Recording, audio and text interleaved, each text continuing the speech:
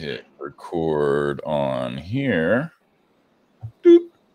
I'm going to hit record nowhere. I don't have that button. We are recording. I'm going to hit the since it's your season premiere, I'm going to play a sounder before I play the song. Okay. Okay. Let's do it. You ready? Do it live. Do not dick and twist it! Oh my god, dude, this is an MMA fight, dude! You twist that dick! Twist his dick! The following is a Just Green production, brought to you by the Might Be News Network.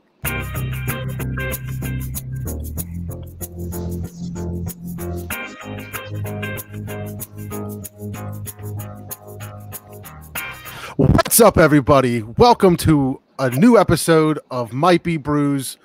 My name is John. With me, as always, Mr. Steve. How you doing? Welcome back, everybody.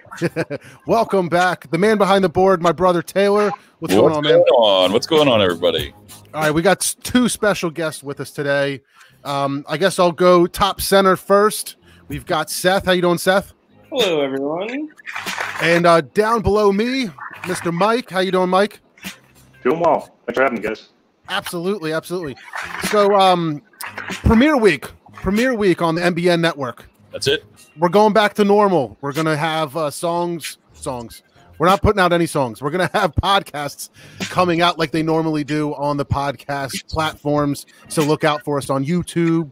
Look out for us to come out every other Friday. Is that right, Taylor? That's correct. Nice. Yeah. This is a little bit weird doing the StreamYard thing because when I talk, the music goes out. Oh, does it? Yeah. So it's a little bit different, but we can adapt. We'll adapt and we'll keep moving. That's it. You haven't been able to tell Taylor. He's been totally thrown off for like 5 minutes now. Yeah. I can see it in his eyes. His eyes are huge. I'm glad you can. I'm just like, my name is John. I think. Welcome back. So this, guys, is going to be our Oktoberfest episode. I'm really excited about it because Oktoberfest is one of those things that, as I've become a craft beer nerd, and I see it every year, coming around and the beers hitting the shelf, people talking about it, breweries celebrating it, and not really understanding what it is, what the history is behind it, and just really not knowing in much detail. So I really wanted to get a couple people in that have a much better idea than we do. Seth, you've got a ton of experience in the industry and can touch on the breweries, the beers, the styles, the things like that. Mike has actually been to Oktoberfest in Munich twice. Is that right? Yeah, twice. Yeah, fortunate enough. Yeah. That's awesome. So I'm super excited to get more into that. First off, I'd like to go around and let's see what everybody is drinking.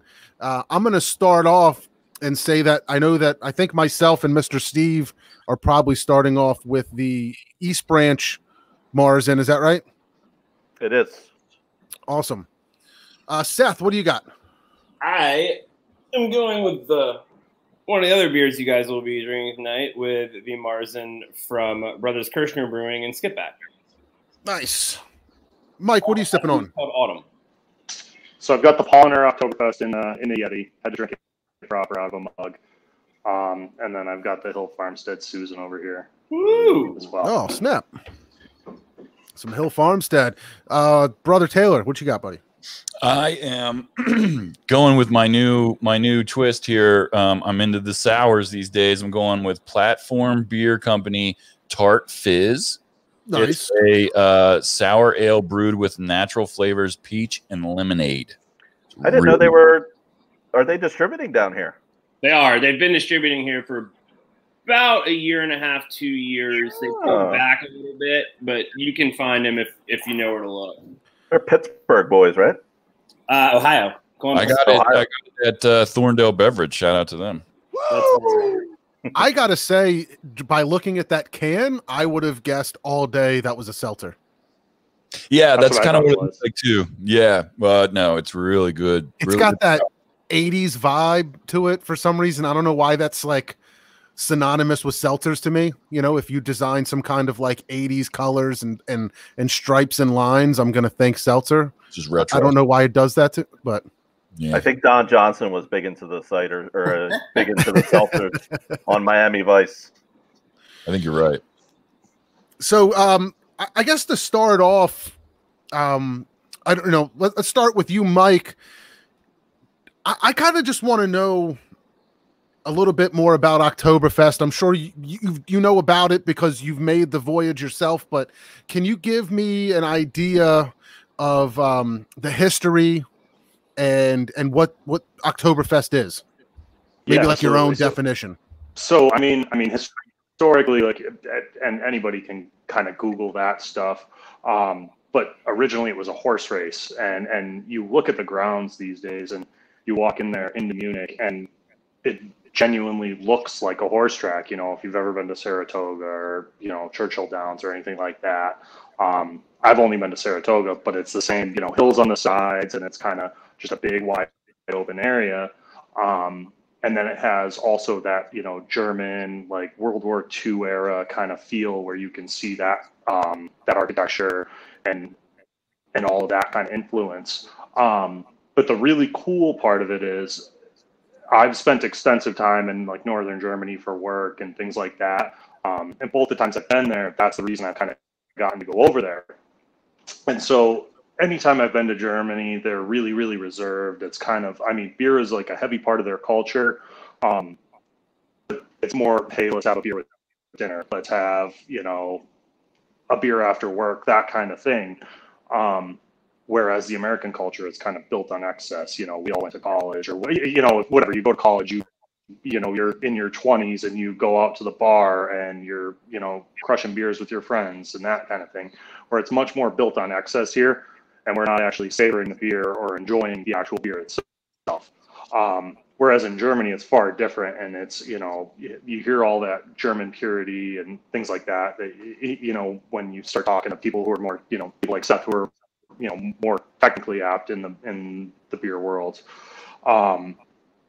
And so typically that's the experience in Germany, where people are more focused on the beer and all they want to focus on is just that aspect of it. Oktoberfest is kind of the opposite, where it's a massive party, which is pretty cool though, because you're still drinking amazing beer. You're still drinking these delicious beers from, you know, any brewery in Germany. Each one of them has their own tent, and that's kind of the hardest part, is getting into one of those tents. So you can only book a table in those tents, and it's 10 people per table. So if you book a table, you have to have 10 people. Obviously, I'm going over there. It's me and a colleague, or me and a friend. There's only 2, so you can go on Facebook and you can find these groups and you can get tickets. So then you get into these tents, and it's, you know, literally like what you see in the movies. It's packed with people. You know, there's thousands upon thousands of people in there, and you got the waitresses and waiters in their lederhosens, and they're just carrying around, you know, 2-liter, 1.5-liter mugs of like a Oktoberfest. And oh yeah, like, I mean, if you were, I tried to, like, I'm a big dude, you know, 6'3", like, if I tried to carry that, man, I'd be dropping beers everywhere. And you know, you got girls that are 100 pounds soaking wet, and they're carrying 12 of them at a whack, and they're just, you know, walk over and drop them on your table. Basically, everybody is drinking the Marzens, the Oktoberfest, that kind of thing. They do offer like a Radler, that kind of thing. If you start to get later in the day and you try to order the Radler as a male, they'll kind of shame you into ordering the Oktoberfest or the Marzen again, which is pretty interesting. I mean, but you'll see some wild stuff. It's a complete blast. I almost compared it to like it's almost like a state fair. You go to a huge state fair and they have all that stuff.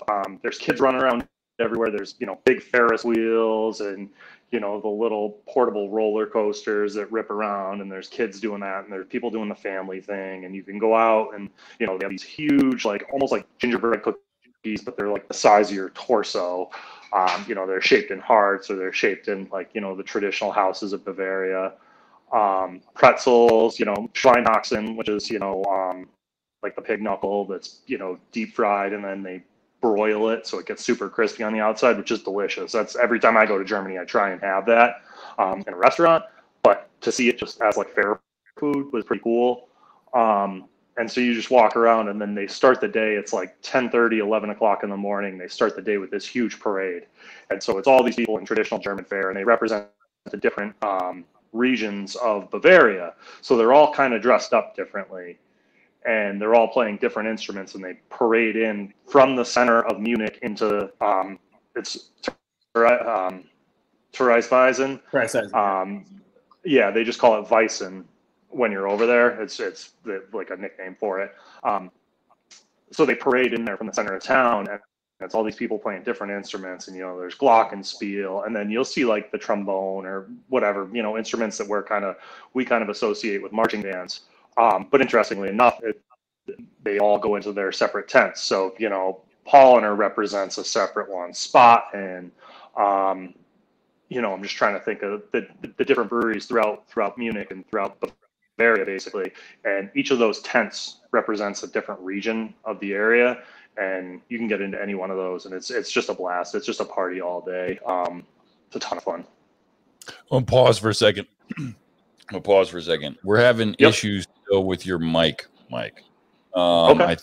I think what we might want to do. Let me, John, pause. No, keep it going. I don't know if I can pause. Don't worry about it.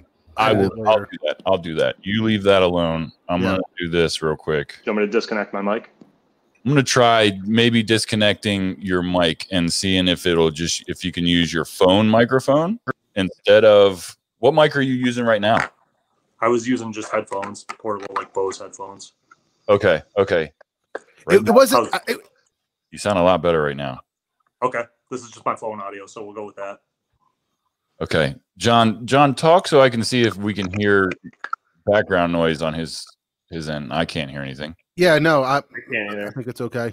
It wasn't terrible. I mean, there was a little bit of lag and a little bit of popping noise. I think we got the content. I don't know if we need to start over. I would kind of like to. That's just me. Well, because he's talking a lot of really cool stuff, and part of it I couldn't make out at all. That's just me. And he sounds like 100 times better right now. We were only going for like 5 minutes. Let's just do it again. By all means. And John, also this will allow us. I wanted to tell you, because you're using a new microphone. Yeah. You popped hard when you came in. What's up, everybody? If you're gonna get loud, what's up? Back a little bit. Okay. Okay. Yeah, this thing doesn't really have any gates or. Yeah, no, it's okay. It's okay. I just noticed it like it was just like the first like syllable of what's up. We're really starting. Pause for a second. I'm going to put my laptop on a box so I can actually not have it on my lap. Even though I didn't mean to. I didn't want to like break the whole thing up here, but I just wanted this to sound as good as you guys want it to sound. And I think Mike, where do I know you from? America's Most Wanted? Probably beer groups. Yeah. I'm all over. Beer groups, whiskey groups. I don't know. Okay. All right. I am going to hit record again. Let's do this again. We're going to start from the beginning. Is that what you're saying? Yeah.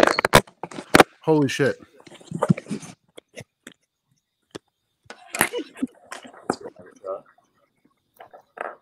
I mean, it can't be worse. I shouldn't have said that. Yeah. Check 1, 2. I don't know if I can stop. I might just download this later and edit out the first 15 fucking minutes. Yeah, that's fine. You guys see me? Is my light good? Yeah. Okay. It's good. Okay. It got really good for a second, and then it's still good. You ready? Yeah, you're Hold on a second. John, what if you just stop the recording and then start over?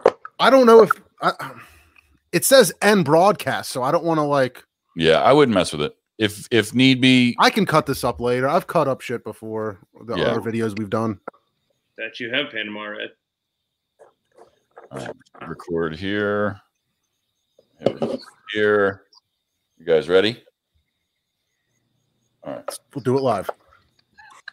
Grab his dick and twist it! Oh my god, dude, this is an MMA fight, dude. You twist that dick! The following is a Just Green production brought to you by the Might Be News Network. Woo!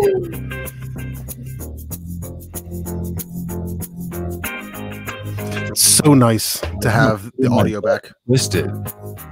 What's up, everybody? Welcome back to Might Be Brews, the podcast. I don't know what to say.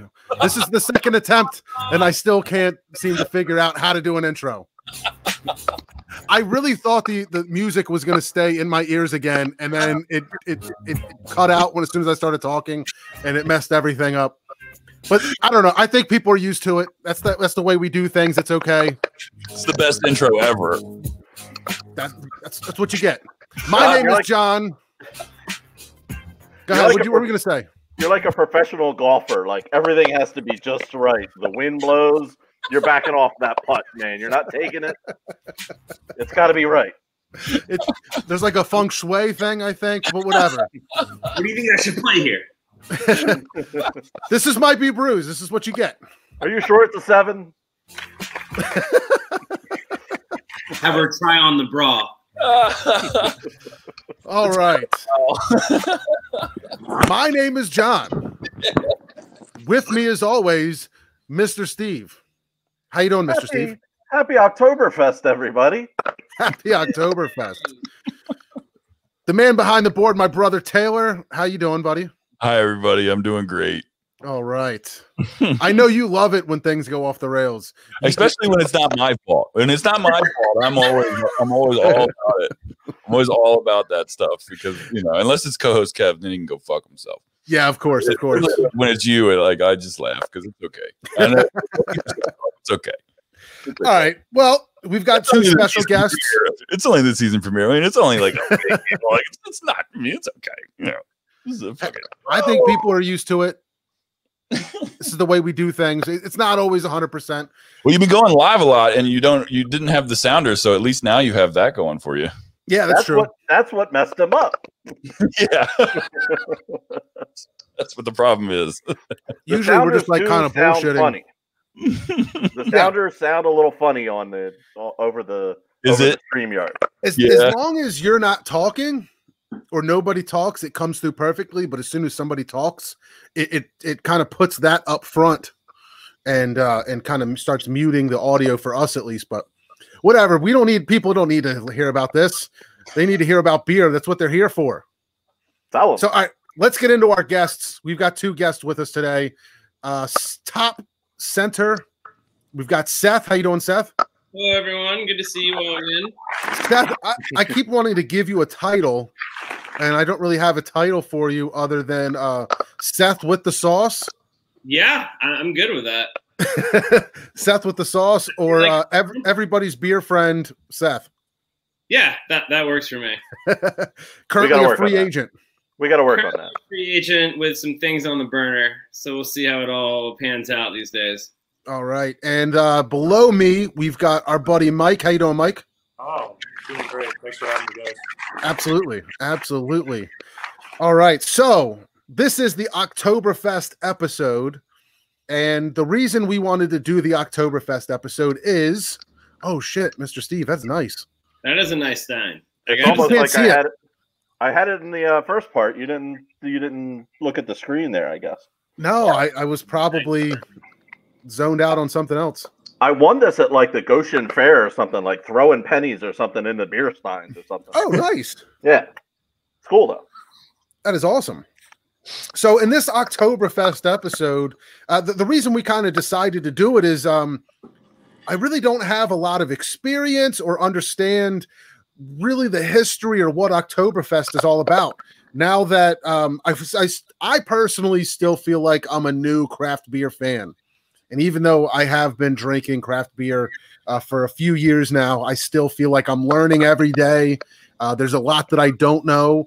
And seeing these Oktoberfest beers hit the shelves this time of year and hitting the tap lists, I wanted to know more about it. And I think that there's a lot to learn when it comes to the style of beer, the festival itself, how people celebrate and things like that. So I kind of want to break that down, and that's what we're hoping to do with Seth and Mike. But before we get into it, let's go around the room here and see what we are sipping on. I'll start. We've got a East Branch Marzen, which is, I guess, which you could say is their Oktoberfest. Shout out to Seth and Gov for hooking us up with the Marzen a little early. But it's funny, so Seth's the only one that really understands because we got that little growler. Mr. Steve came over about 15 minutes before we were starting recording. So I poured myself a glass, put the cap back on, and let him take the rest of the growler to his house so that we could both share the same beer while we're doing the show. Yeah, I don't think they're releasing it until next week, but it'll be in on draft and in I think Pounders this year. Actually, I think they're gonna rise up and put it in Pounders, which is pretty cool. That's exciting. So, Mr. Steve, obviously you're sipping on the same thing, the East Branch Marzen. Is that what he's calling it? Does he have a name for it? The name for it is Maggie. Really? Yeah, Maggie. Is not to get too far down the rabbit hole. Maggie is Sean McGettigan's wife, and she's the owner. One of the owners, yes. Yeah. And she is a huge fan of the Marzen style. Nice. So they named it after her. So it is Maggie with the, I don't know the technical term for the 2 dots above the I, but that's what it is. So that is, I have no idea. So that is the name of the beer. Nice. Taylor, what are you sipping on? Right now, I am sipping on one of my newest favorite sours. It is Platform Beer Company Tart Fizz. It's a sour ale brewed with natural flavors, peach and lemonade. Peach and lemonade sour. Is it good? It's really good. Is it nice and light? Is it very refreshing? And John, you and I briefly talked today. I've been really getting into sours. So is Jackie. And right now we're doing this remote, and I'm just going to bring at least 1 sour a week for starters. I mean, if I find a different beer that I really like, cool, I'll bring that. But I really like sours. I've been really getting into it, and I think that this is one of my favorite ones. It's like not too overpowering with the peach. It's like a really nice mix of peach and lemonade, and I just imagine that this would be great after just like cutting the lawn or get home from work. I love it right after work, but just you're hot and sweaty. This is a really good beer. It's really good. That's awesome. Yeah, I think it'd be an interesting segment for us to think about starting to, have Taylor bring his new beer. I mean, we were doing Drink It or Sink It's with him and trying to, convert him to a craft beer fan. And I've evolved. You have evolved. You guys won. Mr. Steve, you won. You guys won. I'm a beer guy now. I wouldn't go so far as to say beer nerd or anything like that, but I am a beer guy. I like Jackie and I really enjoyed going to the beer distributors and just kind of going around. One thing that doesn't make sense to me, I know you guys have a show to do here, but one thing that really doesn't make sense to me about beer distributors, there is no rhyme or reason to the way things are set up. If you're a beer distributor and you're listening to me right now, put all your sours in one spot for me. Can you do that for me? Because I don't know what is what, and there's no sour aisle. I need a sour aisle. It depends on where you go, because some places are better than others. And they might set them up by region. Like if you go into Thorndale Beverage, as soon as you walk in on your right, it's all Pennsylvania beers. Right. Yes. You see the Trogs and the Victory and all that stuff.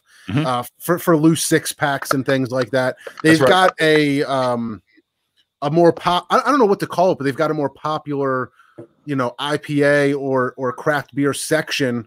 And I don't know. We could talk about that another time. I always ask people, like, when you walk into a place like that and you see that many beers, it's overwhelming. Like, it is overwhelming, but like, how do they, it must be a nightmare logistically just to buy all that stuff and hope to push it and to put it in front of people correctly.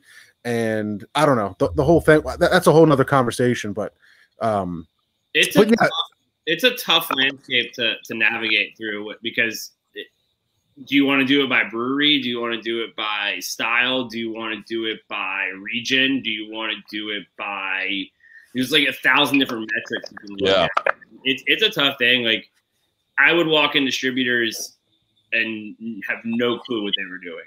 And I'd walk into some and be like, oh, this makes perfect sense to me. Mm-hmm.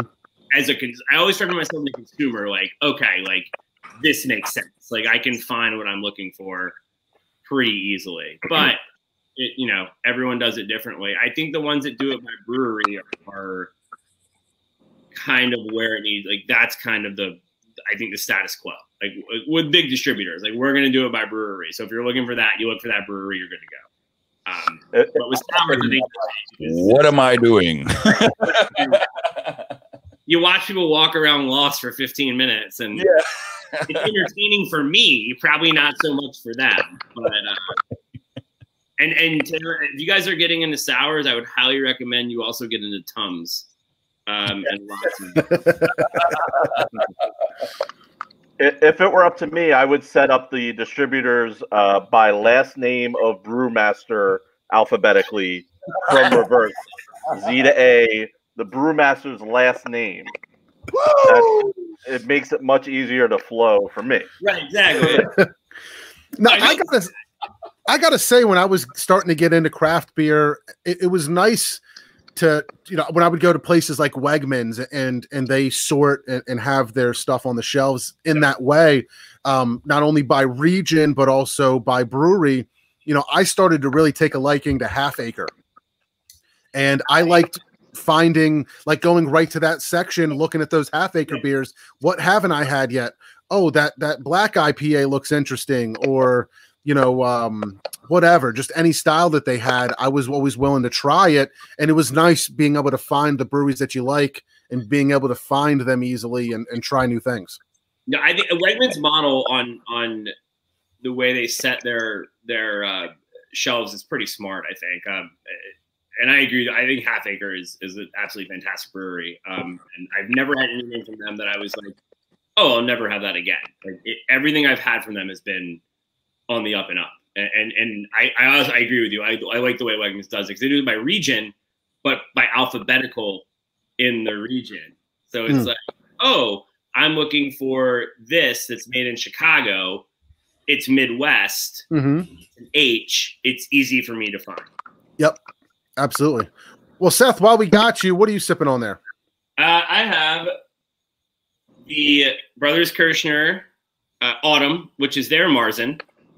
5.4%, pretty nice, easy drinking Marzen. I like it a lot. I'm a big Oktoberfest fan. It's probably my favorite seasonal style, and has been for a while. But I'm a big fan of this beer. It's a good beer. Nice. Mike, what do you got?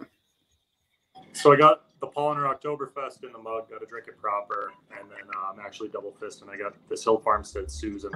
I'm finishing off. My buddy stopped by with some of these, so savoring the can. Yeah, for sure. There's nothing wrong with some Hill Farmstead. Oh, never. Good old Sean Hill. I would love to get more of those beers somehow. I'm sure everybody would. In here for a minute. After the podcast, hit me up. I'm up there pretty regularly. It's like 3 hours from me. Okay, nice. Absolutely. Yeah. All right. Well, hey, to get into the whole Oktoberfest thing, I want to learn more about the styles. I want to learn more about the festival. Mike, I want to start with you because you've actually taken that trip. You've been to Munich a couple times. So if you could try to help fill us in on maybe some of the history of Oktoberfest and also what the experience is like at the actual festival.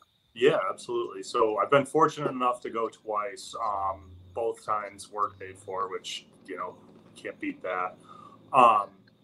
But all in all, it's a huge party. So traditionally, I've spent a lot of time in Germany, typically like northern Germany, Bremen, Hamburg, like that area. And the Germans are really, really reserved with how they take beer, how they imbibe beer in general. It's typically, a beer-centric culture. They focus more on the flavors and things like that. Whereas, us Americans, we grow up either, in college, we're partying, or in our 20s, we're going out to the bars and, overindulging on, these light lagers and things like that. Whereas Germany, it's more, hey, we go after work, we'll have a beer, we'll have one beer with dinner, and we'll really savor it. And, we'll talk about German purity laws and things like that. And that's a real thing there. So from that standpoint, our beer culture and their beer culture are two entirely different things. Where our cultures kind of collide is at Oktoberfest. So Oktoberfest, I would best describe it as like this huge state fair. So there's rides, there's, Ferris wheels and roller coasters and things like that for the kids. But then you've got, these huge Bavarian cookies that are the size of your torso, and Schweinehaxen, which is pig knuckle that's fried and then broiled, and so you get the crispy skin and things like that. So that's all around Oktoberfest and all around, Terraisweisen, which is the grounds. They call it Weissen there for short. So the day starts off, 10:30, 11-ish in the morning. There's a big parade from the center of Munich, and it's all these people playing different instruments, whether it's glockenspiel or other traditional German instruments. I mean, there's also like trombone, saxophones, things like that in the band, things that we would associate with like a marching band. And they march from basically the center of Munich into Terraisweisen, and they're all dressed up in different lederhosens and things like that to represent their different region of Bavaria. So each tent represents a brewery.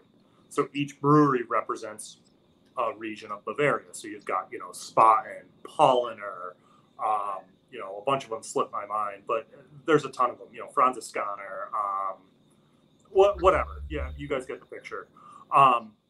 That being said, each of those tents has their own crew of people, and they go in there and they play, traditional German music, traditional Bavarian music all day, and it's a huge party inside. So you get inside Oktoberfest and inside the tents themselves, and it's exactly like what you've seen in the movies. There's these huge wooden tables. They're almost like picnic style tables. And to get in, you have to buy a ticket, and you basically buy the whole table. Obviously, I'm going over there. It's me and a colleague or me and a friend or whoever. And so, we don't buy a table, but you can go on Facebook, and they're pretty easily found groups, and you can just buy 1 or 2 tickets off of people who can't fill their table. And so you go sit at these tables, and then you've got your waiters and waitresses dressed in the traditional lederhosen and things like that.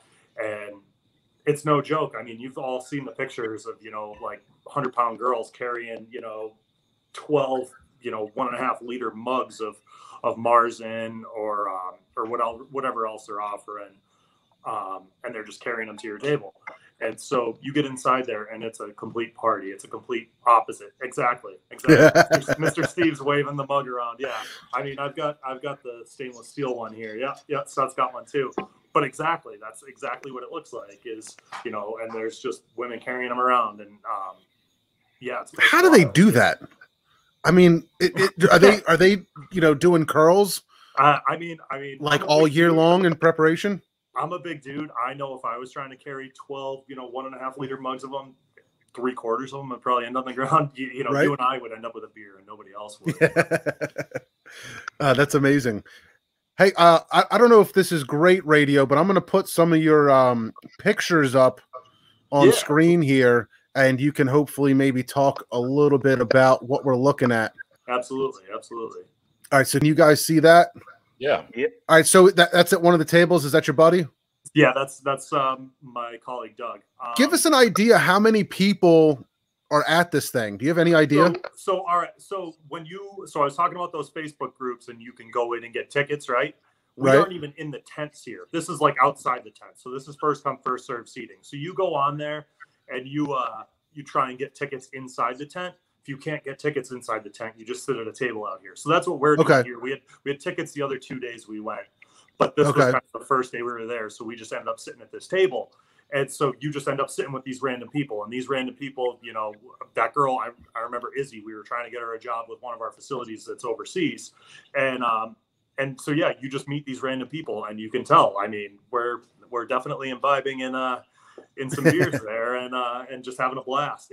But it's wild. So you can kind of see the door behind me. I wish I could have a laser pointer and point at it, but there's the door, over Izzy in the red shirt's head. Yep. And so that's where the parade goes in and out. So once every hour they have, the whole band and the glockenspiel and, all the people in their traditional German dress. Exactly. Right there. That's the parade. And so they basically march in, and, they sing their songs and whatever, and they go in and they do a huge show, because it's literally a gigantic tent. And when I say a tent, I mean, we're talking 100,000 square foot tent. Jesus. That's huge, filled with people. There's got to be, 1,000, 2,000 people in there in a whack. and they go in there into the center, and yeah, there you go. And they march right in there, and that's where they're playing music, and they're putting on a show, and just doing their traditional German dances and things like that. And it's wild, man. It's indescribable. I tell people all the time, like, you know, if that's your thing, like if you're into beer fest or whatever, you gotta go. You have to go at some point. I know I've been pulling stuff from off screen here. How impressed would you be if I pulled out a glockenspiel and just held it up to the camera? I would be very, very impressed, actually, especially if you could play it, because those things look complicated. What is a glockenspiel? Steve, do you have a glockenspiel? I'll show you. Do you actually have a glockenspiel? He asked. I was like, "Are you going to pull it out or not?" I don't know what that is. So do they give you a stein and you just keep getting it refilled, or is it like traditional bar service when you're done? They take it back. Service. So even outside, you have a waiter or a waitress, and they come out and they say, "Hey, what do you want?" There's a bunch of different beers on the menu. There's, a Radler. There's, the traditional Marzen, obviously. There's just a regular lager.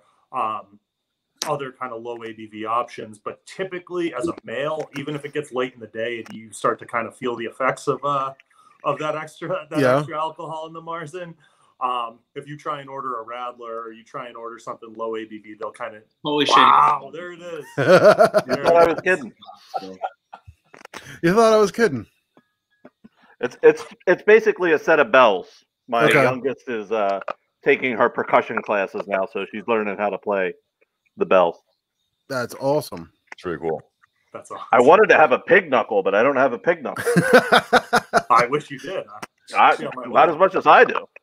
Mike, are we looking at one of the tents here? Is this a tent or a building? Yeah, that's the Hogarten tent. So they all kind of look like buildings, right? See, so what's that one? I can't even see it from here. Hacker Festival? Yeah. I don't know. Yeah, so that's another brewery. Again, there's a ton of different German breweries that you won't even hear of. There's Paulaner, which is where I've hung out most of the time. That's kind of one of the bigger ones. That one, Spaten. I got a Paulaner here myself. Yeah, so yeah, they all kind of look like buildings, but in reality, if you see the roof from the side, they are just gigantic tents. I mean, they're pretty robust. They're not going to like fall on you. It's not like you're camping in them, but yeah, Lowenbrau. And then you'll see the lion right up on there, and there's like animatronic, animations outside and things like that, and it's just wild. They definitely go all out for this. Big Knuckles. There you go, Schweinhaxen. Yeah. Pig Knuckles. Oh, that's awesome, man. That's really cool. That's really cool. That's kind of the main gate. Yeah, the Oktoberfest main gate right there. By the end of the day, are people just like puking all over themselves, or are they just Americans over there? Is that just the Americans doing that? All of the above. I mean, you'll see the Germans doing it. You'll see the Germans doing it. You'll see Americans doing it. I mean, like I have a video of like my old boss, and he's just stumbling down the street, like walking to the train. I was curious if people there are just like tourists. You know what I mean? To an extent. I mean, like the older crowd would be like, if like late 40s, early 50s. Like, yeah, definitely. It depends what day you go. If you go on like a Friday or a Saturday night, it's all like the 20-somethings, and I mean, you'll go in there and like it's pretty rowdy. It's like being at spring break almost. Okay, that's awesome. Yeah, so you'll see some stuff and you're like, whoa, well, I didn't expect that. But like I'm not opposed to it. I've never, didn't expect to see that in Munich. But the whole city in general is kind of just like, as a whole, it's just a big party. So like, I got in there my first time and I was kind of trying to figure it out. And we just went to a random bar, and it was just jam-packed, and it was tourists, it was locals, and it was just everybody was there to party and have a wonderful time. It's definitely difficult to be angry at Oktoberfest or to not have a good time. Is it expensive? Is it like going to Coachella and spending $45 on a water bottle? No. I mean, you're gonna spend like 12 euros on a 1.5 liter beer. So I mean, what does that equal out to? Like $15 for basically what, 2.5 beers, 3 beers. Almost 3 beers. I mean, it's a good deal. Like it's not bad at all. Good deal.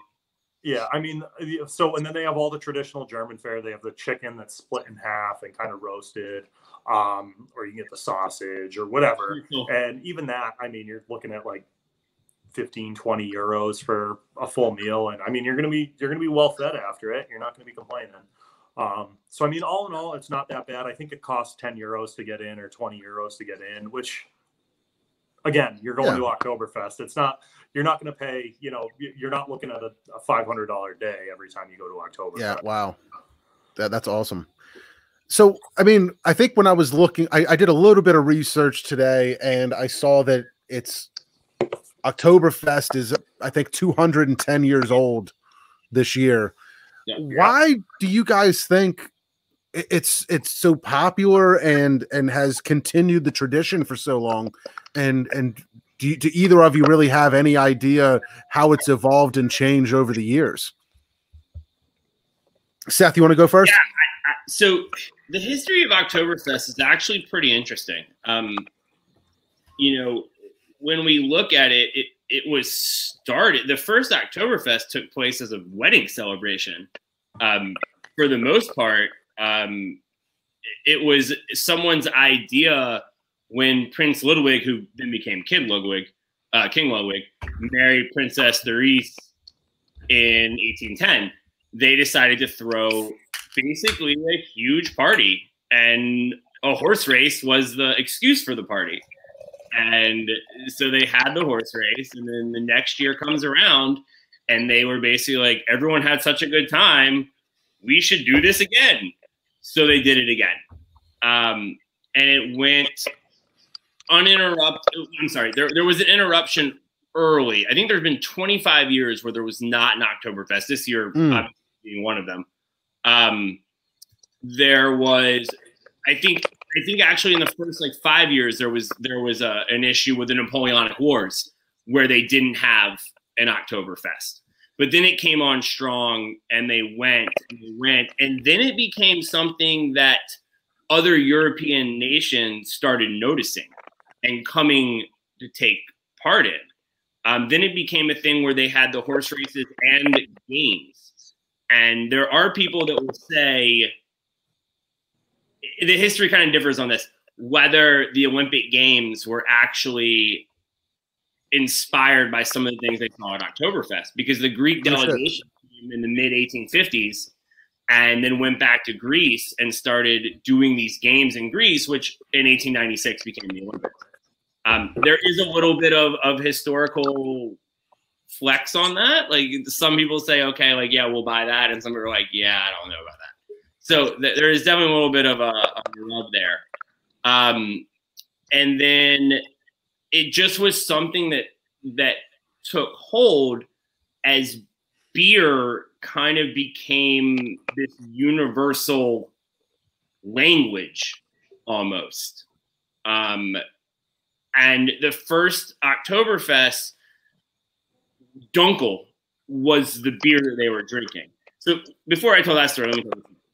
Back when the German purity laws were being formed, which for all you German speakers, which I'm not one of, so excuse me for this, the Reinheitsgebot, which are the purity laws, were first coming into fruition. They didn't brew beer between mid-March and mid-October. No beer was being brewed because they couldn't lager it at temperatures that would allow the beer to be serviced. They were worried about protection. They didn't really know. Right, yeah, they were worried about issues. So the last beers were brewed in March, which is where the term Marzen comes from. Marzen is German for March. Okay. Now, they were able to lager those beers in caves and in cellaring options, and they would drink them throughout the summer as they came ready. And harvest time comes around, and so they decide to drink the rest of what they have before they start brewing again in October. But that's 1516, 1517, when we're seeing those laws come into effect. And so then we have this wedding, we have this idea, we have this party, and it catches on. It's a thing. Like, oh, we had a great time. Let's keep rolling. Like, let's keep doing this. And so it slowly and slowly and slowly builds steam. By the 100-year anniversary, they're estimating somewhere in the neighborhood of 120 to 130 liters of beer being consumed. Obviously, the early part of the 19th century, or the first half of the 19th century, saw a whole lot of issues. We had World War I, where there was no Oktoberfest for 5 years. And then after World War I, Oktoberfest was replaced by what became like a harvest celebration. And then we had hyperinflation in Germany in the mid-20s. That canceled Oktoberfest. Then Hitler, when he came to power, used Oktoberfest as a platform for him. It became ingrained in the Nazi ideology because it was a nationalist thing unique to Germany. And he kind of used that as a way to spread his message and propaganda with a captive audience or a drunk audience, as the case may be. Right. And so that is kind of where we were at mid-century. Now, once we came out of World War II, there was also no Oktoberfest from 38 to 45, I believe. Once we came out of that, we start seeing more of what Mike experienced. We start getting into like people are traveling there for it. They're going, it becomes a huge tourist attraction. It becomes a big deal for people outside of Munich, which it wasn't before that. It's also important to note that in 1872, I believe, Spaten, who was the only brewery that was operating in Oktoberfest at the time, ran out of Dunkel. And they had a young brewer at the time who had brewed an amber lager. He introduced the amber lager in 1872, and all of a sudden, Dunkel was no longer the preferred style of Oktoberfest. It became an amber lager, which is more similar to what we drink today when we think about a Marzen style beer. So from 1872 up until 1950 something, I believe, I'm not 100% on those dates, that became kind of the thing. And it went off without a hitch for years. And then in 1980, there was a bombing. There was a bombing by a far-right group that came in and wanted to make a statement. And so they planted a bomb at the gate that Mike showed earlier in that picture, the main gate. They planted a bomb at that gate, and it killed 13 people. And after that, it was a free-for-all before that. And not that it's not a free-for-all now, but before that, it was a real free-for-all. Okay, yep. And they kind of reeled it back in and said, hey, a lot more organized. Let's get this organized. Yeah. That's when the tents, the separate tents started for the 6 breweries that are allowed to pour at Oktoberfest. And from 1981, I would say we start to see what we have now. They started to bring back in families. They started to bring back in a fair, like I said, fair type atmosphere. We're going to have rides. We're going to have pretzels. We're going to have booths. We're going to have this. It's considered a folk festival. It's the largest folk festival in the world. But they got back into that mentality of family friendly up until 6 o'clock. So they have a hard 6 o'clock, get your family out of here at 6 because we don't know what's going to happen after 6. Right. I'm sure Mike can attest that when the lights go down, things get a little wonky, which is not a bad thing, in my opinion. But it is kind of where we are at that.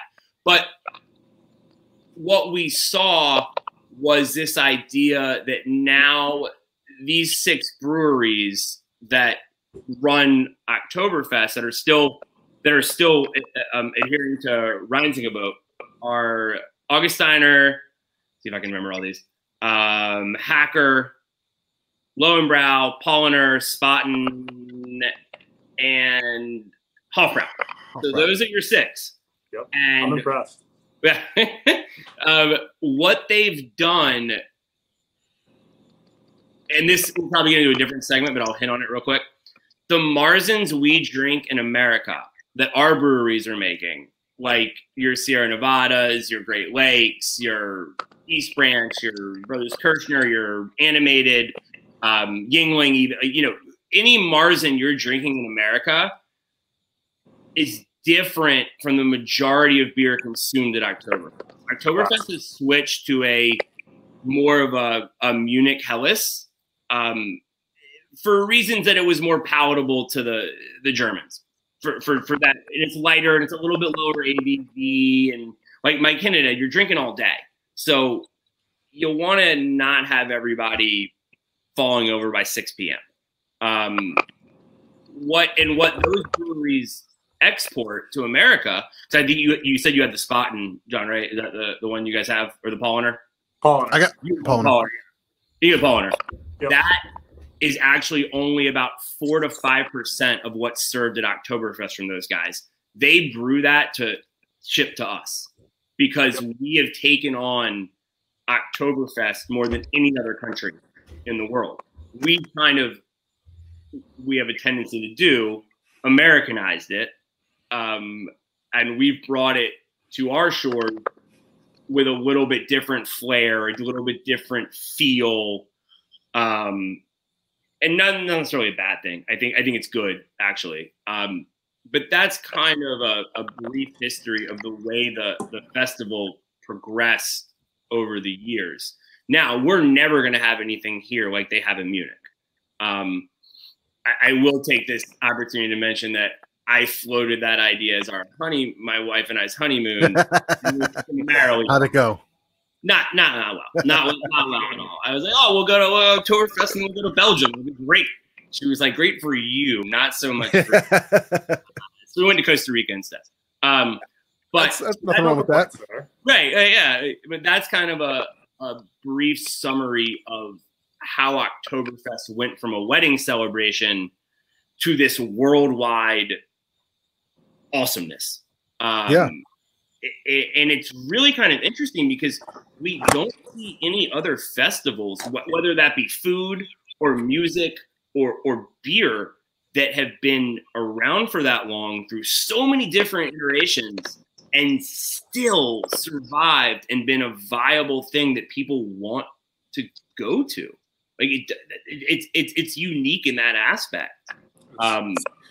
It's real craziness. So like, I'll just tell you, like in the hotel itself, you know, so we went to Oktoberfest the first time, and my first experience there, first day, you know, we went hard, like early in the morning. and, you know, by 3 p.m. I was like, all right, I need a nap, like, holy crap. So, you know, went back to the hotel, right? And, you know, we were a short train ride away, right? Crashed at the hotel. You know, I probably woke up at 5, 6 p.m. and I'm like, all right, I gotta get some food in me. And I go down to the hotel bar, and even at the hotel bar, it is packed to the gills with people in lederhosen, and everybody's got a mug of, you know, Oktoberfest in their hand, and they're, you know, just smashing them into one another. And hey, like it's wild. I've never experienced anything like it. Like Vegas, anywhere else, New Orleans, Oktoberfest is head and shoulders. Like, I mean, if you're going, like, be ready for a party. But it's an absolute blast, and it brings beer culture to the forefront too. It's not just a party. It's all about the beer as well. Right. And I think what you said earlier about just about the way Europeans treat beer as opposed to the way Americans treat beer. My experience in Europe has been the pub closes at 10 on a regular old night. Like, they don't drink late like we do. Like, nope. They're not it's a very much like food based, or after work, have a couple of pints with your friends. Like, it's a very social. Very social, exactly. Right. And not that it's not social here, because obviously it is. But there, it's built on the idea of social. Like, binge drinking isn't a thing with them. No, not at all. It's actually frowned upon. And let's face it, America's kind of a culture built on excess a little bit. Yeah, absolutely. And Europe in general, not just Germany, whether it's, you know, France or Spain or whatever, it's not at all. And so they don't take that at all. It's very much, you know, I mean, look at London. It's the same thing. Yeah, exactly. Go out for a pint with the lads after work, and that's it. Yeah, unless there's football on, and then yeah, that's yeah, fair enough. It's the idea of Oktoberfest to me is so intriguing because it's a festival built around a product. And yeah, in America, we have barbecue festivals and we have this and we have that. But we're talking about something that serves over 6 to 7 million people every time they do it. Like that's the Philly suburbs, all going to this one event in this one town. And I think Mike can probably speak this more than I can, but other towns in Germany have started doing Oktoberfest. Like I think Hamburg has a pretty big one, right? It's I mean, everywhere, every like, I don't want to say every town, so it's not like a minor town's going to have one, but like Bremen, Hamburg, I mean, Stuttgart, Frankfurt, they all have their own Oktoberfest. And it's nowhere near, I mean, Munich is, you know, the end all be all when it comes to Oktoberfest. But like I've been in Bremen, which is a relatively small city compared to Munich or compared to Frankfurt. And they have their own Oktoberfest and they have their own Christmas festival as well. I was just over there for Christmas time, and it's kind of similar to Oktoberfest where they have these tents, and I mean they're drinking like mulled wine and mulled cider. Mulled beer. In those instances, the mulled wine is delicious, but the beer not so much. No. But so they're doing that kind of thing there, and so they've all taken it and kind of ran with it and made it their own and made it this, you know, German pride. Germans in general are very prideful people, and they kind of, you know, want to support their culture. And I mean, think about anybody you know that, you know, their family was, you know, their parents came from Germany and immigrated to America. They're all very prideful, and they all are supportive of their own culture and kind of want to show you that. It's the same thing in Germany, same exact thing. And I mean, you can look back in history, and the German culture has a history of doing exactly that. But it's kind of awesome that, you know, all these other cities have taken that and ran with it and made their own festivals yearly. Yeah, that's amazing history, and just kind of opens your eyes and makes you understand like what it is, what it's about, what they're doing out there. And I'm glad you guys broke it down the way you did, you know, explaining how, you know, the German culture is so much less, you know, into drinking on a daily basis or weekly basis, and they just go, you know, big time for Oktoberfest. But, you know, I kind of want to get into the style a little bit of the beer. We kind of talked about it being an amber lager.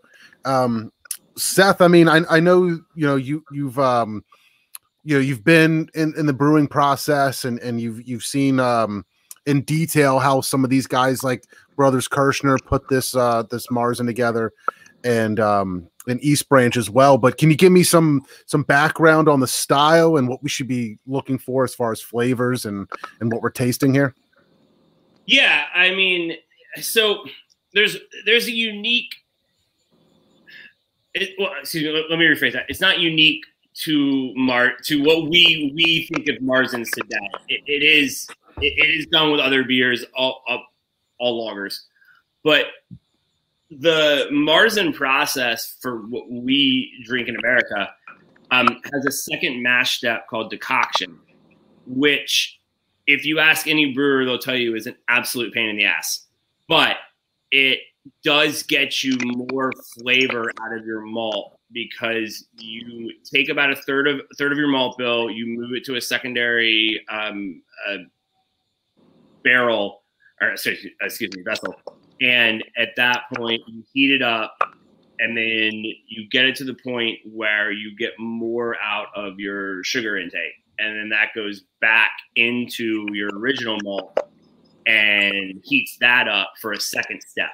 It's basically a second mash. And that allows you to get more color and more flavor out of the husk of your malt, which is kind of a stylistic it's a characteristic that is in this country, at least, pretty well in line with the Marzen.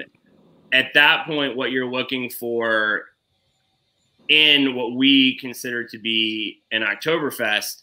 So something like what East Branch did and what Brothers Kirschner did and what Great Lakes does and what even what Victory does with Fest beer. You're going to get a slightly sweet, malty beer with enough hops to provide a good balance to the malt. So the malt's shouldn't be overpowering. You should still have that noble hop attributes to it, which is a nice balance for a beer of that style. Now, some breweries do it differently. Some don't decoct. You don't have to. It is considered a step in it, but you don't have to do it. You can still pull it these days because our malting has become so much more technologically advanced than it was 100 years ago. So Sure. You still get those flavors without doing decoction. I am kind of a purist. I like the idea of decoction, but knowing enough people that have told me it's a pain in the ass, I trust them. If they can get the same flavor profile out of it, go for it. It's Vienna malt and Munich malt for the most part that you want to have, and then you can throw some pills in just for a little bit of a balance. And you put noble hops in, and it's a 4 to 6 week process, and it sits in the tank, and it's obviously a lager, so obviously colder temperatures and bottom fermentation, and it comes out that kind of rich copper color that we're all used to seeing. Mm-hmm. I think it's an absolutely fantastic style because you get the noble hop out of it, which I think is underrated in American brewing. And you also get the sweetness of the malt without either one of them being overpowering. Like, it is a easy to drink beer, whether you like Miller Lite or MD 2020. Yeah, I just cracked open this Paulaner, the Oktoberfest, and this is really smooth. It's like it's not it's not Miller Lite, but somebody who, like you said, is a regular Miller Lite drinker or whatever would get into this, a Yingling drinker, whatever. This is very approachable. It's not overpowering, like you said. This is really good beer. And you get the ABV. Like, that's kind of the thing with it. Like, you're looking at anywhere between 5.4 and 6.4 on your ABV level. So you're getting a little bang for your buck on it. And it's not a filling beer. You can drink. I think Mike can attest this. You can drink 5 or 6 of them and not feel like you need to sit down and relax a little bit. Like, you can drink them all day. Like, they're very easy drinking beers. I'm going to put that to the test. Yeah. Give it a go, John. For science. I will be honest with you. If breweries made marzens, and some of them do year round, I would drink them year round. I think it's a fantastic style of beer that's highly. Did you tell me somebody does, or is that like a industry secret? So Victory makes fest beer all year. They do, and so you can get it all year. Usually you can't get it in package, but you can definitely get it in Downingtown or Park Road. All year. It's a rich colored copper lager, and you can drink that all the time if you're a lager guy or a Pilsner guy. It's just easy to drink beer. And I wish I could tell you what I'm tasting right now. So, all right, for one, I don't know if Gov is capable of making a bad beer. Nothing has ever been thin or had like more front end or back end. Everything is so balanced and has a perfect mouthfeel, and like I'm just always blown away by how good his beers are. Gov will tell you he can make a bad beer. The majority of the rest of us disagree with him wholeheartedly. If you guys don't know Gov, I'm talking about East Branch. I mean, out of the 3 that I've had, I mean, I think that East Branch beer, I don't know if he's doing something that takes it a little bit out of style, maybe. I don't know if it's a little bit hoppier or whatever it might be. That to me is the favorite one I've had so far. I will, to crush on Gov for a hot second. Like, I learned the majority of what I know about brewing from Gov. And I think that anybody who passed through Victory between the years of 2013 and 2017 or 16 would tell you the same. He is a very, very, very good brewer. And with what he does with his beer, he tweaks it to make it awesome. And that's the difference in a good brewer and a great brewer. Yeah, it's crazy just how perfectly balanced it feels to me. And it's delicious. So second up, I did Brothers Kirschner, which is still about half of this crowler in here. So we'll see what happens to that. This is so approachable and drinkable. It's very smooth. It's very good, but yeah, it's very smooth. It's a tad sweeter, I think. And it's just so easy to drink. And Basil will also tell you that he learned a lot from Gov too. So it's the web, but with a Marzen, you want the sweetness, but you want a touch of a hop to it. And if you can conquer those two things, you've done your job. And I think that both those breweries excel with those beers. I was actually at Brother Kershner yesterday, and Baz and I were having some of the Autumn, which is their Marzen, and I complimented it. And I was like, this has a touch of sweetness that I like in it. Like, it's not too sweet, it's not too malty. The hop balance is there. Like, it's a well put together beer. Kind of the difference with lagers and ales, in my opinion at least, is you can hide anything in an ale. And if you want to do something with an ale, you can hide something. Like, if you mess up, you can hide it. You can't do it with a lager. If you mess up a lager or a Pils, you're dumping it. Like, you can't hide it in those beers because they're too fine of a beer.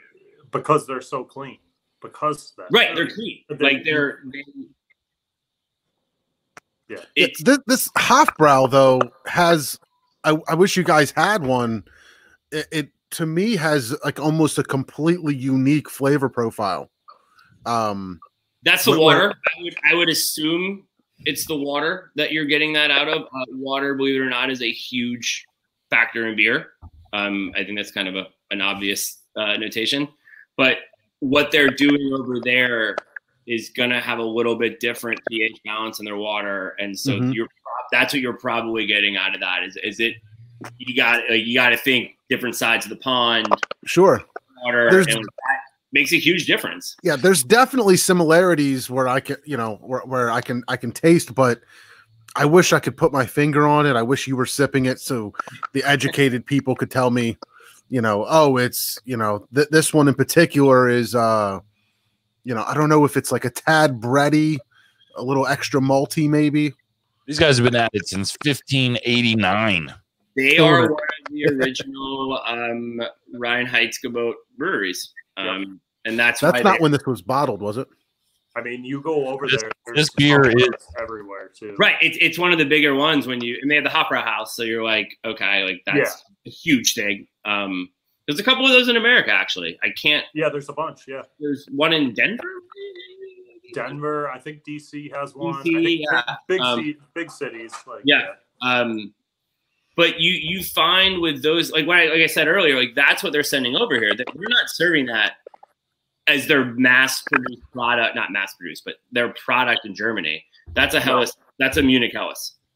What they're sending over here is a traditional Marzen Oktoberfest because that's what we as Americans associate with Oktoberfest. Same thing with like Franziskaner. Franziskaner is owned by Hofbrau. Yeah. You drink a Franziskaner here and you're like, okay, this kind of is like almost weedy. It's a, whatever. And you go over there and it almost has a sour note to it. Yeah. I remember drinking Franziskaner in Germany and I go, this is nothing like what we have at home. Heineken's the same way. A Heineken in Europe tastes nothing like a Heineken in America. Nope, same thing.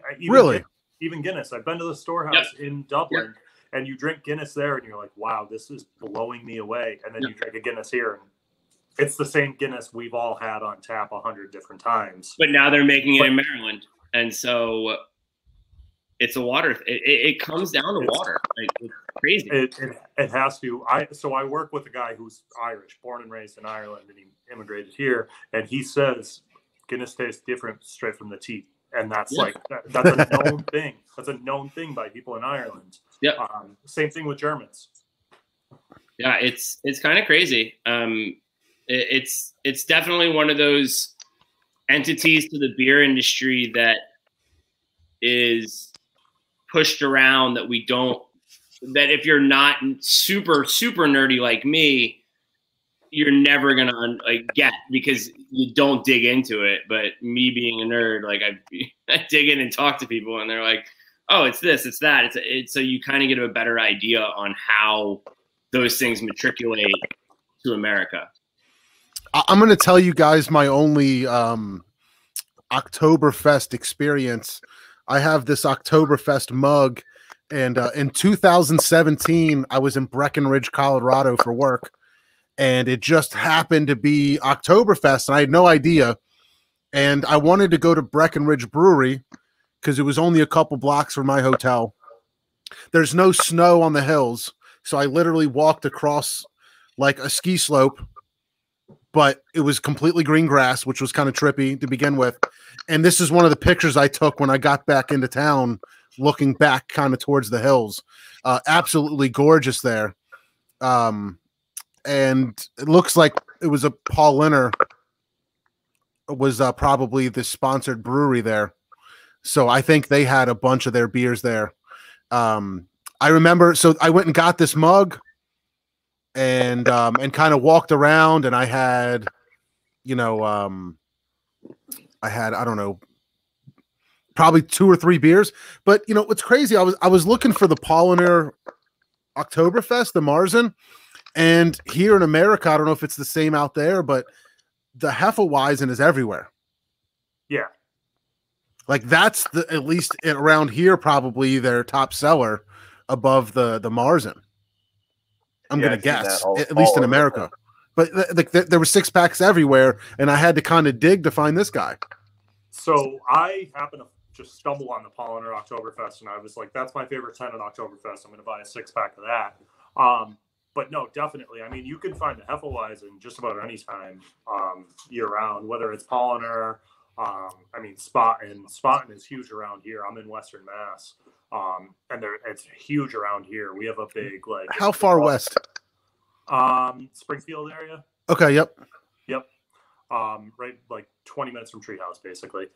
Yeah. Nice. So Spaten is huge around here for whatever reason. So we have they call it the Eastern States Exposition, the Big E. It's a huge, basically a state fair, but it's all in New England. And Spaten is there, and they have the big wagon there and all of that. So, I mean, you can find Spaten just about anywhere, all kinds of stuff. Nice. Yeah. I don't know. I don't know what it is. I'd like to get your input and probably Seth's too. Seth is, so into the styles and understands all that stuff. But what is it about Hefeweizens that makes me hate them? I don't know what it is about that style, but I just can't. Hefeweizen, some saisons. What is it? How do you feel about bananas? I eat bananas sometimes. Do you like them? Yeah, no, I do. I don't think it's that. I know what you mean. Hefeweizens have that banana, that clove flavor happening. Nice clove, yeah. I'll eat a banana and smoke a clove all day. So I can't drink a Hefeweizen. I'm a fellow Hefeweizen hater. Yeah. And for me, it's like that bready, weird flavor, and it almost feels like someone's just pushing on your sinus to the point where you're about to get a headache, and that's why I don't like them, because I'm it's the way it hits your taste buds. That's the only way I know how to describe it. It may you guys may laugh at it. No, that's a fair assessment. But that's it feels like someone's just pinching my sinuses until I'm right about at that point where I might get a headache, and then I swallow it and it's gone. But I don't want to come back for more. It's okay. Let me get through this and I'm done. Yeah, I can taste them sometimes, but to me, it's like somebody used a dish rag for 3 months, microwaved it, and then threw yeast on it, and then scrunched it out, and that's what I taste. It's the yeast. It's the traditional Hefe yeast that you don't like, and that's not a bad thing. The American beer drinkers don't have the palate for it, and it's not a negative thing. It's just we didn't grow up drinking Heffies. Like if you go to Europe, they grew up drinking Heffies. Like it's their spring beer. Like it's you know, it's out there, but they got used to it. We're not used to it. And I'll be dead honest with you. Like it's not my favorite style by any stretch of the imagination. But the funny part is it's the original hazy beer. So this hazy has taken over America. A Hefeweizen was the original hazy beer to the point where you stored the kegs upside down because you didn't want everything to drop to the bottom when you poured it, because one of its characteristics is being a cloudy beer. But the American beer drinker, it's just not our thing. And like I said, there's nothing wrong with that. It's just not our thing. Which is kind of interesting though, because you circle back to like that yeast topic, and you look at like most of the best brewers in the world, and these guys who are, you know, recognized industry wide and receive all these accolades, guys like Sean Hill, Corey King, any of those guys, and what sets them apart. I mean, even John Kimmich at, you know, The Alchemist, right, is their yeast strains. And, you know, you can tie back, you know, Nate from Treehouse and Sean Hill and all of those guys to similar yeast strains from the Vermont Brew Pub and things like that. And so it's just crazy how much that yeast, where you're like, you know, all that's doing is digesting the sugar and making alcohol. But in reality, it's adding a whole nother element, a whole nother flavor profile to your beer, which is kind of wild. Yeah, yeast, like the flavors you get from certain yeast strains is an understood thing in American brewing from the consumer, not from the brewer, but from the consumer. Yeast can make all the difference in the world on what you're tasting. And a lot of your bigger breweries that are still craft have proprietary yeast, and they have worked to cultivate that yeast to give the flavor that they want out of it. Now you're going to see that way more and in your Belgians and your Heffies and your bigger, bolder beers in that stylistic category than you do kind of an IPA. But it still is like a huge part of it. But Heffy was it's a huge part of the European beer culture. I mean, it's a huge part of it. It's a summer spring beer for them, and they drink a lot of it. Shit's gross. Again, it's a difference in how you were raised on beer. Yeah, sure. I mean, I've told the story 100 times. You know, I've never been a beer. I was not a beer fan for the longest time until, you know, I had a few Blue Moons, some summer shandies. They started to kind of, you know, intrigue my palate. And then Sculpin was my gateway into like, whoa, there's some crazy flavorful shit out here. And I remember when you started getting into Sculpins, I was like, this is fucking gross. The regular Sculpins, even before grapefruit got hype. It's crazy though, because like I remember in college we would go out and we'd buy a 30-pack of Pabst, and then we'd buy a 6-pack of like something, and it was like Saranac or Sam Adams. And every time I would drink one, I'd be like, this tastes like piss. This is awful. and then I had a buddy, and he's like, yeah, my mom lives in Vermont, and she gave me this stuff, and it was a heady topper, and I had my first heady topper, and that was what sent me down the rabbit hole. Rabbit hole that is craft beer, and just IPAs became my thing after that. And here we are today. Seth, what was your rabbit hole? Sierra Nevada Pale. I think you said that. I think we discussed that on Fish Tour. Yeah, in 1999. Right. I remember that. When we did that episode with you, and who was Gov there too? Carrie. Who?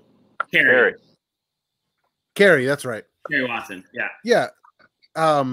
You were like dropping references to shit that went right over my head. And you were like, oh, well, that summer I was, you know, something.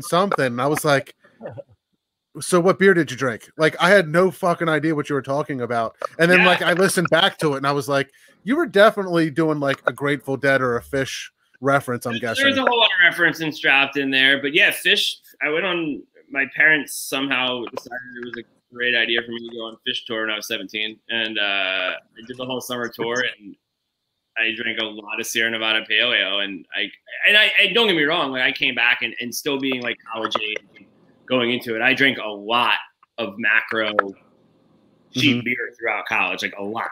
But I will still pressure PBR with the best of them. But I have, you know, I don't think my taste changed as much as my wallet. So that made a difference. Got out of college, got a good job, like, you know. Yeah. So that kind of did it. But, you know, I fell ass backwards into this industry. And it's been awesome. I've loved every minute of it. And it is, but Sierra Nevada Pale was definitely that first one where I was like, oh, beer doesn't have to taste like water. That's awesome. Like, this is cool. Like, and I'll be dead honest, like I didn't love it at first, but it definitely grew on me. My dad was a big Yingling drinker, or is a big Yingling drinker. And back in those days, like Yingling wasn't what it is now. So I thought that was cool. He also drank a lot of St. Pauli Girl. He's in the military, so he spent time in Germany. Drank a lot of St. Pauli Girl, Beck's Dark, Newcastle, Guinness, Bass. So I kind of was turned on to this alternative to American Macro by him. And then it just kind of flourished from there. I'd have to say dinner was the one that like made me feel like, all right, there's no turning back. I'm glad you brought that up because Mr. Steve, did you get a dinner? I do. Yeah, all right. I still have that Treehouse bottle for you too. I don't know why I keep forgetting. I put it into like a cardboard box on the side, so it's not in my fridge. And I have like a vanilla bean something Treehouse. Mr. Steve. No, from Treehouse. Sorry, Treehouse. Yeah. I did just drink a Mean Old Tom. I think it was last night or the night before. It was fantastic. It's so good. They make such good beers. My wife, we just went on a Maine vacation, and she was like, well, "What do you want to do while we're in Maine?" I was like, go to Maine. Go to Acadia, do this, do that." She's like, "What, anything else?" I'm like, "We're definitely spending time in Maine beer." Yeah. Obviously, with COVID and everything being a little different now, we went and had lunch and had a bunch of beers, and then Did you eat lunch or drink lunch or both? Both. It was great. Lunch with lunch. On the way home, I was like, I wonder if we can pick up a case on the way home. They have a Pilsner that is brewery only right now. Percy Pilsner. It's absolutely fantastic, like everything else they do. So we ordered a case from the road. It's only 2 miles off 95. Yeah. Picked it up and then kept driving back down here. But we did come back with some second dinner, which is one of the better double IPAs I've had in a long time. It's absolutely fantastic. You know, I had second dinner, and I didn't think it was as good as dinner personally. I would tend to agree in that.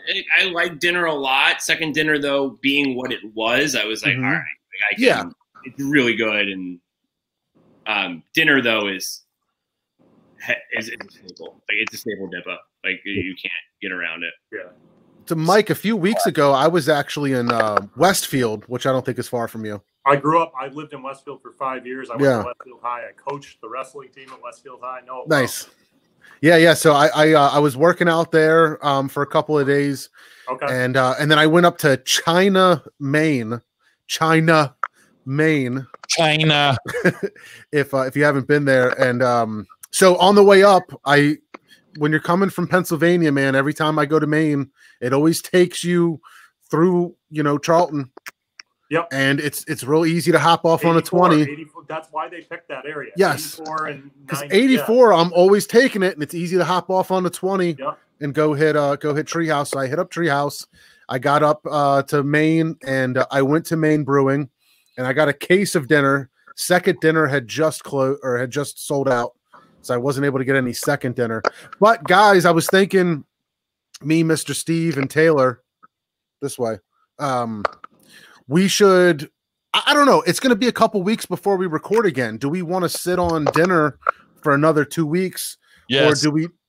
Or do we do a little live, John, for 30 minutes like next week and just go live and You know what, John? Drink the beer.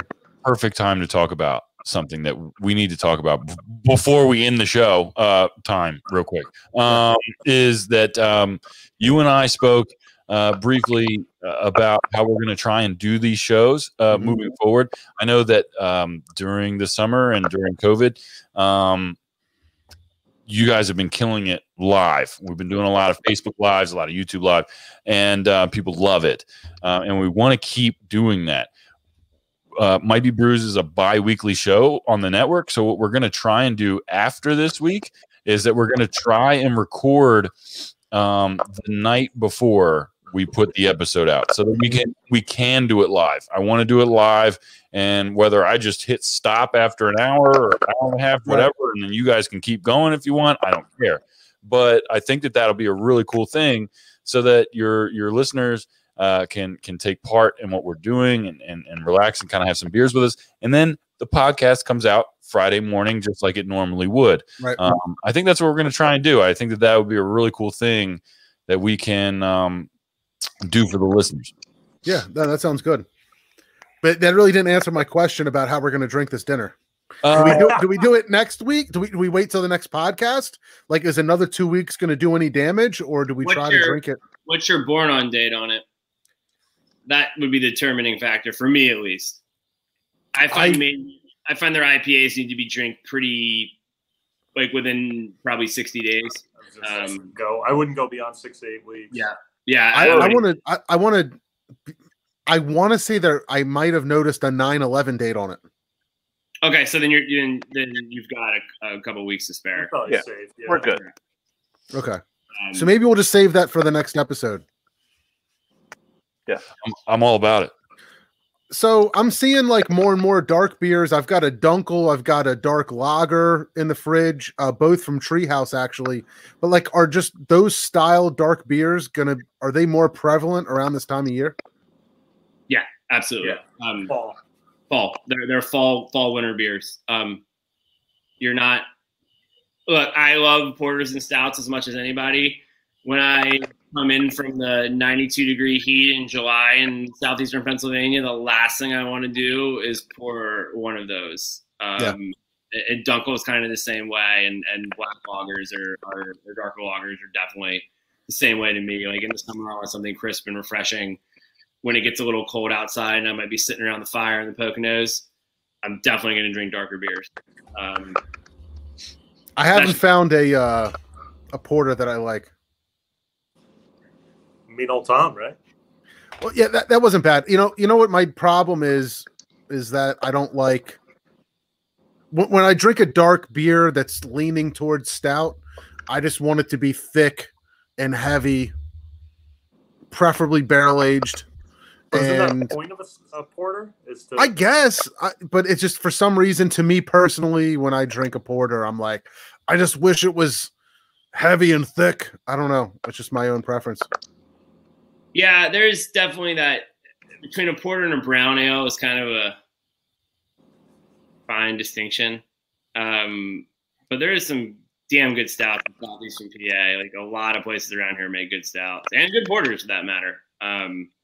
But if you want that like richness and like coat the glass beer, I would lean towards a stout. For sure, yeah, that's definitely you want mine. something to chew on. That's what. Right, exactly. Yeah, that's kind of my style for mouthfeel. I keep asking questions on purpose because my brother's going crazy. I am too. He's wrapping it up. It's time to wrap it up. You made me do it. All right, now I'm gonna give you time to wrap it up. Okay? That's great. You can go ahead and play it. I'm gonna completely mess it up as soon as you start playing music. Anyway, put in my butt and twist it. I'm gonna put it in my butt and twist it.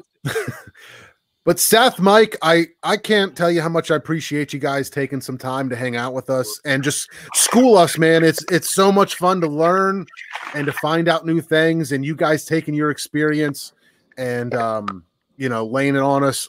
I really appreciate it. I loved it because I had no idea about any of this stuff. I mean, I knew obviously it's a big deal, but like you guys really put it into perspective. It's words. Huge deal. Very, very cool stuff. Yeah, I'm envious of Mike because, like I said, like I tried to pull that card to go over there. Failed absolutely miserably. Listen, but I will get there soon.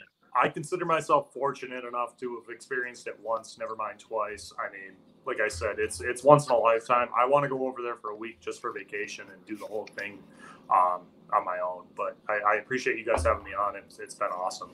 If you guys don't mind, I would love to have you on again. Let's find a reason, some excuse. I'd appreciate it, man. You guys have been fantastic guests. I'm more apt at American IPAs. So if you want to talk about New England IPAs, I lectured my girlfriend for 3 hours on the way to Hill Farmstead a couple weeks ago. So. Beautiful. I'm sure she loved that. Vermont. No, there's nothing around. There's nothing there. Mr. Steve, you got anything? That's it, man. Let's wrap it up. It is time for bed. Thanks for coming on with us. Appreciate it. Yeah, if you guys took the time to listen to us, to stream us on YouTube, look at us on Facebook, anything like that, I really appreciate you. Make sure you subscribe, you follow MBN Network. Check out mbnnetwork.com. Make sure you check out eunomiacbd.com. That's eunomiacbd.com. For all your CBD needs, the drops, the gummies, the multivitamins, delicious bath bombs, they got it all. I was worried I couldn't spell it, man. As soon as I started, I was like, I'm gonna. You started it, I was like EUNO. But guys, thank you so much for hanging out with us. We did Oktoberfest COVID style, I guess, right? That's it. We did it. Saturday's the last Oktoberfest day, so enjoy it. Awesome. All right, guys. Hey, thank you so much for listening, for participating, for checking us out. We will see you next time.